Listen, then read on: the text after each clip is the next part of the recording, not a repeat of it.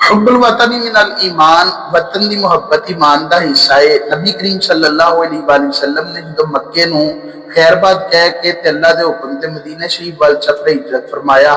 تے نبی پاک علیہ السلام مکے شریف وال بار بار ویندے سی، اور اے بھی نبی پاک علیہ السلام نے فرمایا کہ اگر مینوں اے تنگ نہ کر دے تے مکہ میں تینوں کدی بھی چھڈ کے نہ جاندا۔ جدو حضور مدینہ شریف چلے گئے اور ان قیامت تک لیے اپنا لیا، اللہ کے دعا کیتی، اللہ جس طرح مکے دی محبت ساڈے دلاں وچ سی اسی طرح مدینے دی محبت بھی ساڈے دلاں دے وچ پا دے، بلکہ عرض کیتی کہ اودے نالوں ود محبت ساڈے دلاں دے وچ مدینے دی پا دے۔ پھر اے دے نال اتنی محبت ہوئی کہ حضور نبی کریم علیہ السلام نے اپنے امتیاں نو فرما دیتا بھئی جدے کولوں ہو سکے کہ مدینے دے وچ مرے تو انہوں چاہیے کہ مدینے چ مرے، کیونکہ جڑا مدینے دے وچ مرے گا وہ جنت میں داخل ہوئے گا، میری شفاعت انہوں ملے گی۔ مفہوم حدیث ہے۔ نبی پاک علیہ السلام مدینہ شریف دے نال اتنی محبت کرتے سن کہ حضرت انس بن مالک فرماندے نے، بخاری شریف حدیث نمبر 1886 ہے، فرماندے جدو نبی پاک علیہ السلام سفر تو واپس پلٹ دے تے نبی پاک علیہ السلام دی نظر جڑی ہے وہ مدینہ شریف دیاں دیواراں تے پیندی، رسول اللہ صلی اللہ علیہ وسلم اپنی سواری نو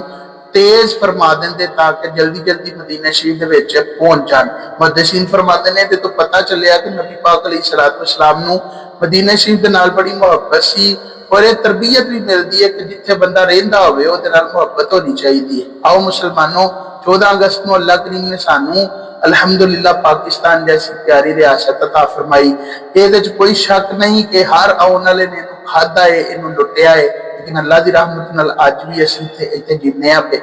صبح بندہ جاندا ہے اور شام تک بھی گھروں باہر رہے تو انہوں ٹینشن نہیں ہوندی کہ میری بیٹی، میری بہن، میری ماں، میری بیوی او دے نال کوئی بد دیانتی ہوئے گی، کوئی زیادتی ہو گئی ہوئے گی، کوئی معاذ اللہ دی عزت حملہ ہو گیا ہوئے گا۔ اللہ دی قسم ہے اے ملک او ملک ہے کہ جدے وچ اسی بالکل آزاد ہاں، اللہ دی رحمت ہے۔ بے شک شریعت پہ عمل نہیں ہو رہا، دھوکے بازی ہے، فراڈ بازی ہے، رب دیاں نافرمانیاں نے، لیکن اے اللہ کریم دا خاص کرم ہے کہ علیحدہ ملک سانو ملیا ہے اور او دے اندر اسی رہ کے آزاد زندگی اس طرح بسر کرنے ہیں کہ ساڈیاں ماما بہناں عزتاں ساڈیاں محفوظ نے۔ الحمدللہ رب العالمین۔